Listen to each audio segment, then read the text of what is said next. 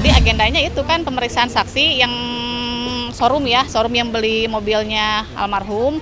Jadi keterangan dari showroom itu memang kalau untuk penjualan kayak gini memang udah banyak ya. Jadi kalau misalkan suami atau istri menjual milik pasangannya itu sudah memang lazim. Keberatannya itu bahwa itu kan seolah-olah pada saat menjual Pak Teddy menyampaikan bahwa itu adalah milik Pak Teddy. Nah, jadi dibantahannya bahwa Pak Teddy tidak pernah menyampaikan seperti itu, bahwa itu adalah milik bersama. Saksinya banyak yang nggak datang juga sih. Nggak ada, itu emang apa? Nggak ada yang janggal, cuman cross check dari harga aja. Waktu dulu transaksi uang itu. Iya, kemarin kata siapa tuh adeknya almarhumah, kamu tahu nggak kasus di sini, sama Yang Mulia ditanya gitu. Taunya dari siapa? Dari Sule. Terus yang satu lagi tanya dari siapa? Dari Pak Asep. Jadi mereka cuma dihadirkan ya buat apa ya? Ibaratnya nambah-nambah aja gitu. Sampai ada 11 kalau nggak salah saksi mereka.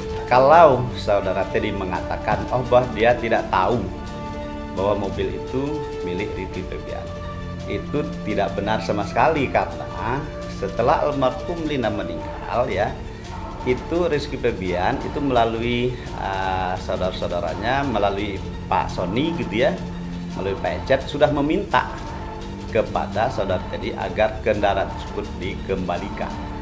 Itu pada Januari 2020. Nah, kemudian tahu-tahu mobil itu dijual di akhir Februari 2020 tanpa sepengetahuan dan tanpa seizin Rizky Febian. Nah, jadi itulah dakwaan dari jaksa penuntut umum bahwa diduga saudara Teddy Febian itu melakukan tindak pidana penggelapan. Setahu saya mah ada yang ngurus, soalnya saya kan di sini jualan warkop, jadi suka ada yang pesan juga ke situ. Cuman sekarang mah kalau dulu kan penuh, sekarang mah entah berapa orang lah mahasiswanya di situ. Biasanya kan anak-anak kuliah sampai jam 4, jam 5 baru ada orangnya itu. Kamar mantap lebih dari 20 lah. Ya kalau kelihatannya mungkin sedikitnya yang ngekos, jadi kelihatannya kayak nggak keurus kan gitu. Kalau dulu mah emang rapi, ya, soalnya kan banyak mahasiswa yang kos di situ. Yang denger mah ya emang punya Bapak Sule itu, cuman haknya atau punya siapa saya juga kurang paham kalau ke situ. Iya, buktikan aja. Itu kalau memang dia sengketanya kepemilikan berarti ranahnya perdata seharusnya dong. Ranah perdata tetapkan dulu sebagai pemiliknya siapa.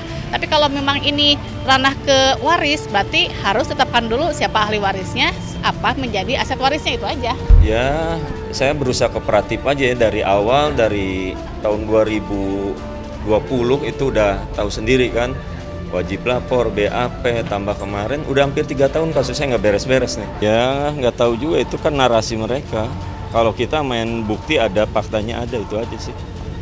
Kalau sekarang mereka kemarin ditanya mana bukti ininya, by cash, kwitansi dadakan bikin semua. Kalau kita ada bukti transferannya ininya, jadi semuanya juga ada di sini. Makanya nanti nggak usah ada saksi, kita main dari bukti transaksinya gimana ada semua. Nah itu dia, makanya sempat ininya harusnya perdata. Kalaupun yang mau nuntut itu kan mobil yang dijual nama istri, harusnya almarhumah. Kalau yang ini ya, cuman almarhumah udah meninggal, jadi ya mungkin mereka mengkasuskan gitu. Jadi harusnya yang dirugikan kalaupun ini mobil istri kan, istri yang harusnya dirugikan, bukan dari pihak mereka gitu. Kan udah jelas dari fisik dari awal sampai akhir ada di istri, BPKB sama STNK atas nama istri. Makanya saya sendiri berani jual ya itu dia, karena buat kebutuhan, nutupin dulu yang berbayar berhubungan dengan utang. Saya mah selalu mensupport, mau sama siapapun. Mensupport, baguslah kalau kayak begitu. Saya mah selalu mensupport, mau sama siapapun. Mensupport, baguslah kalau kayak begitu. Gitu. Ya tapi ya tunggulah masa idah 3 bulan lah. Ya pastinya yang lebih baik dari saya lah. Ya kan? Harus lebih baik dari saya gitu. Kalau menurut dia saya tidak baik, kan itu. Tapi kalau untuk jangan usah trauma nantinya, kalau kita bilang trauma tahu-tahu nikah kan malu sendiri. Ya kan? Jalanin aja, udah mau nikah nanti ada yang deket ya alhamdulillah, ya kan? Kita mah tinggal Yang penting mah dalam hal pernikahan juga kita sudah melakukan kewajiban, ya kan? Tidak ada perselingkuhan walaupun dituduh. Tidak ada KDRT, tanggung jawab, ya kan? Itu semuanya juga ya 5 syarat. Tanya deh Abdul Somad. Ya. Ada 5 syarat kan tuh dalam Islam tuh kan. Semuanya juga menggunakan biaya, perhatian juga biaya. Kita harus perhatian, ya tetap aja kalau kita nggak ngasih makan gimana mau kita memperhatikan? Nah, ya kalau untuk anak mau udah saya siapin semua kok. Kan aja rumah udah dikasih. Rumah, mobil udah. Mau apa lagi? Kalau kebutuhan yang lain-lainnya, kalau untuk sekolah dan yang lain-lain tetap tanggung jawab lah. Tenanglah, buat apa harta mah bisa dicari, nggak perlu direpotin kayak begitu. Karena anak aja, ya saya sih berharap ya biasa aja, nggak usah apa IG follow-followan biasa lah, nggak usah di-unfollow lah gitu.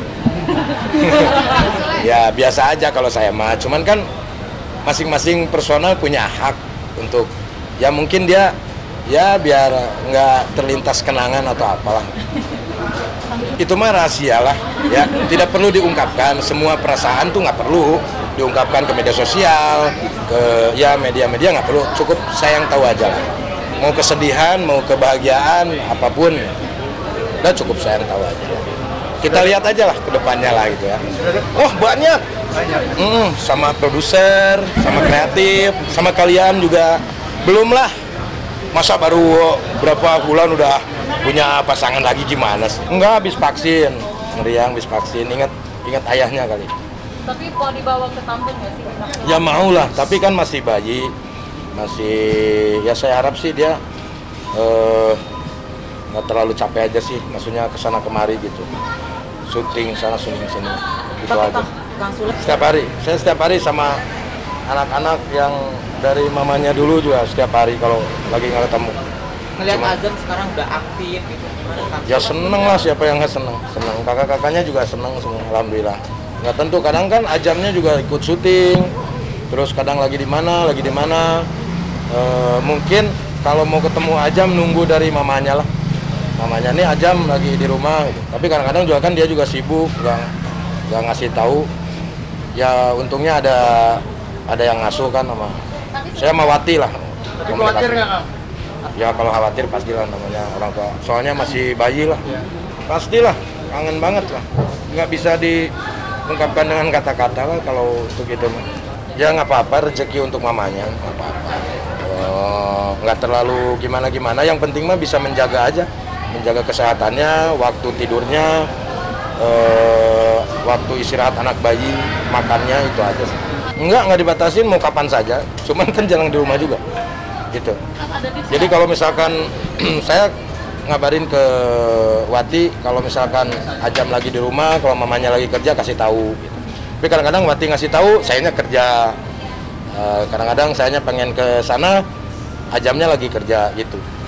Nggak ada, kita mah ngalir aja, jalan aja, karena ya buat apa juga lah kita main rame-rame berantem gitu, orang ntar nyangkanya juga gimana gitu. Nggak perlu kita diperpanjang kalau masalah kayak seperti itu. Yang berlalu ya sudahlah, berlalu lah, random aja gitu. Kadang kalau misalkan lagi syuting dekat terus sore pulang, Ajam ada di rumah nggak? Ada, udah gue kesana gitu aja. Ya kalau muka saya memang begitu, dari dulu juga emang begitu. Nggak apa-apa, namanya juga netizen, berhak ngomong apapun gitu kan. Yang terpenting kita tuh menyikapinya dari segala hal.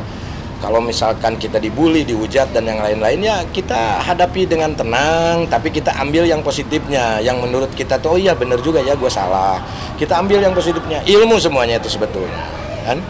Jadi dibawa santai aja lah, nggak usah dihujat, nangis, gitu kan? Nggak perlu lah, kayak gitu. Justru seneng, artinya orang banyak memperhatikan dong kalau seperti itu. Dia tuh benar-benar sayang sama kita, ngasih tahu, walaupun dengan ada kata-kata yang membuat kita sakit hati lah ya. Tapi ya buat apa? Bahaya kalau kita punya penyakit. Ya kalau yang support ya alhamdulillah, terima kasih. Cuman bucinnya kayak biasa aja deh, nggak ada yang gimana-gimana kok. Karena natural, jadi mereka yang lihatnya tuh kita tuh bucin banget gitu kali. Padahal biasa aja, menurut saya sih biasanya nggak ada yang dibuat-buat gimana sih. Ya mungkin karena kelihatan natural kali, orang jadi suka ya. Alhamdulillah lah. Pastilah kita kan balikan, masa nggak ada serius ngapain gitu. Gitu loh. Tahun depan gimana? Hah? Rencana semoga gitu. Ya kalau dilancarkan ya insya Allah lah. Saya sudah tidak ada pasangan, ya saya memang bertanggung jawab dari dulu sama anak-anak. Mau mandi, mau jajan, mau makan, dan yang lain-lain. Gitu. Jadi ya nggak ada perubahan yang signifikan.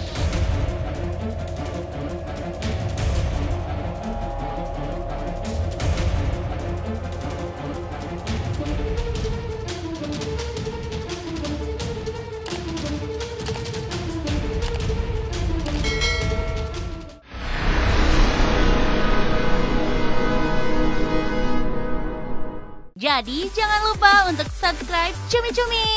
Ditekan ya tombol lonceng merahnya.